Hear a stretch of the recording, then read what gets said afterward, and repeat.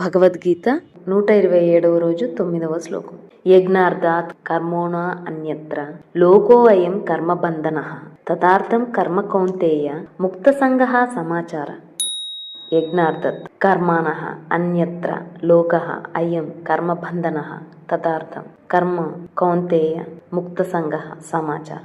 కౌంతేయ, అర్జున, యజ్ఞార్థమైన కర్మాణః కర్మ కంటెను అన్యత్ర అన్యమగు కర్మల వలనను అయం ఈ లోకము కర్మబంధనః కర్మమే బంధముగా గలది. తదార్థం యజ్ఞం కొరకు ముక్త సంగమును విడిచిన వాడవై కర్మమును సమాచార చక్కగా ఆచరింపు.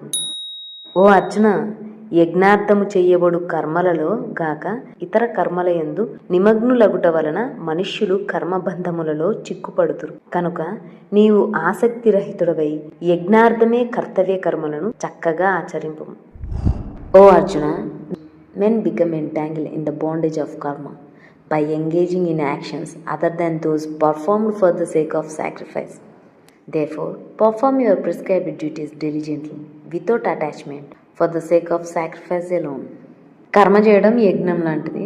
అలాంటి యజ్ఞం కోసం కర్మలు కాకుండా మనుషులు ఇతర కర్మల్లో కూడా చిక్కుపడతారంటే వాళ్ళ ఆలోచన వైఖరితో. నువ్వు అలా కాకుండా ఏ ఫ్రూట్ కోసం ఏ ఫలాపేక్ష గురించి ఆశించకుండా జస్ట్ కేవలం నీ కర్మ కోసమే ఆ యజ్ఞంలా భావించి నీకు విధించబడిన కర్మల్ని శ్రద్ధగా ఆచరించు అని చెప్తున్నాను.